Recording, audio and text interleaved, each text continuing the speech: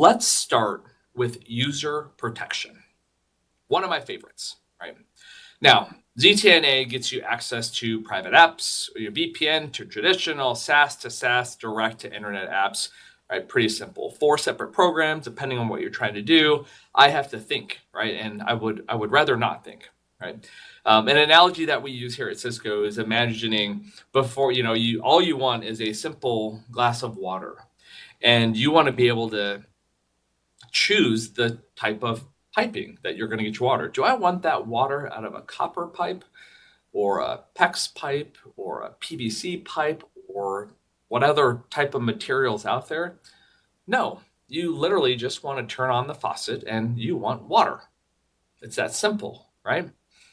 That's the simplicity that we want to do also, right? The most boringest demo that we could ever do is this. Number one, you authenticate. Right? And we have one of our applications called Cisco Connect that is now Cisco Secure Connect. You authenticate via the application. And the next step is you get to work. That's easy. We let the application determine what security protocol, ZTNA, VPN, SaaS, or direct needs to happen in order for you to access the appropriate application. Right? You get to work, we handle the plumbing, have a great day. That's how it should be.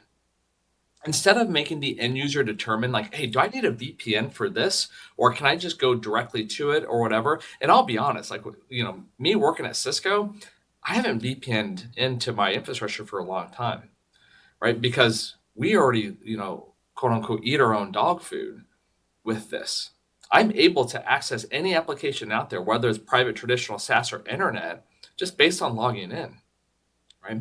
Our applications remember the SSIDs. They remember the history and my persona, and saying, yeah, you're a trusted, SSID. You can access this. And then I pick up my computer. I go to a coffee shop. It's like, well, let's re-authenticate you to make sure you are who you say you are, but you can still get to work.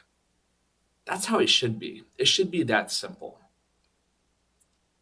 We look at ThousandEyes from a user point of view, right? You have the client, you have Wi-Fi, you have the broadband network application. The way we use ThousandEyes, right, is more than just visibility, right? We can detect where the issues are within that string, within all those different hops to get from point A to point B.